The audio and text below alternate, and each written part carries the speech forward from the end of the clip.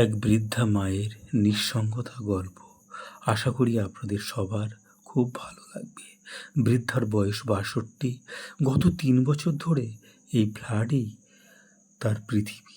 একসময় যখন তার স্বামী বেঁচে ছিল, এই ঘরটা ছিল একটা ছোট্টখাট্ট স্টেশনের মতো। আত্মীয় স্বজন, পাড়া প্রতিবেশী কারোর না কারোর আনাগোনা লেগেই থাকতো। এখন সে ড্রয়িং রুম সোফাগুলো ধুলো জমেছে, আর বৃদ্ধার গলার স্বর নিজেই এখন চিনতে পারে না। আমার এক ছেলে আর এক মেয়ে, দুজনেই সুপ্রতিষ্ঠিত। বড় ছেলে আর্কিটেক্ট, সে থাকে অন্য একটা বড় ফ্ল্যাটে, আর মেয়ে থাকেন অস্ট্রেলিয়া। মাঝে মাঝে যখন খুশি বেশি একা লাগে, আমি রান্নাঘরে গিয়ে হাতে খুন্তি নাড়াচাড়া করি, যেন মনে হয় কেউ একজন ডাইনিং টেবিল থেকে ডাক দিয়ে বলবে, মা খিদে পেয়েছে, আমার খাওয়া দাও। কিন্তু বাস্তব হলো, আমি এখন শুধু নিজের জন্য এক মুঠো চাল সিদ্ধ করি।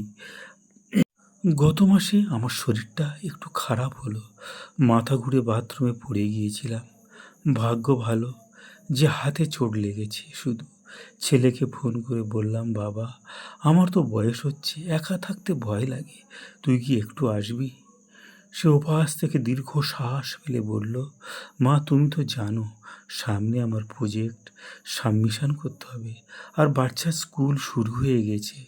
ড্রাইভারকে বলছি সে তোমার ডাক্তার দেখিয়ে আনবে, আর ওষুধ তো অনলাইনে অর্ডার দেওয়া যায়। আমি ফোনটা রেখে দিলাম। শুধু তো ওষুধ তো কেনা যায়, কিন্তু ও অসুস্থ শরীরে একটু মাথায় হাত বুলিয়ে দেওয়াটা কি কোনো অ্যাপে অর্ডার দেওয়া যায়?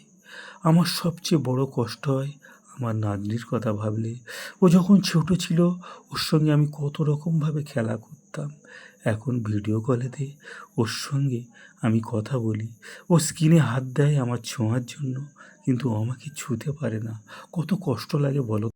আমার বৌমা স্পষ্ট করে জানিয়ে দিয়েছে, একা ঘরে বড় হয়েছ, বয়স্ক মানুষের খিটখিটে স্বভাব নাকি ওর বাচ্চার উপর প্রভাব পড়বে। আমি কি সত্যিই খিটখিটে?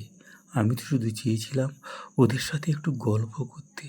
আমি তো শুধু বলতে চেয়েছিলাম যে রাতের বেলায় একাকিত্ব ভয়টা আমাকে গিলে খাচ্ছে। প্রতিদিন সকালে আমি বেলকনিতে গিয়ে বসি, নিচের রাস্তা দিয়ে ছোট ছোট বাচ্চাগুলো স্কুলে যায়, তাদের থেকে হাত নাড়ি।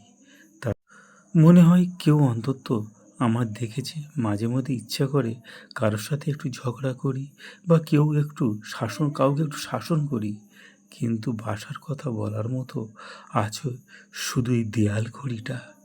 টিভিটা সারাদিন চালিয়ে রাখি, কারণ মানুষের কণ্ঠস্বর না শুনলে মনে হয় একাই এই পৃথিবীতে বেঁচে আছি।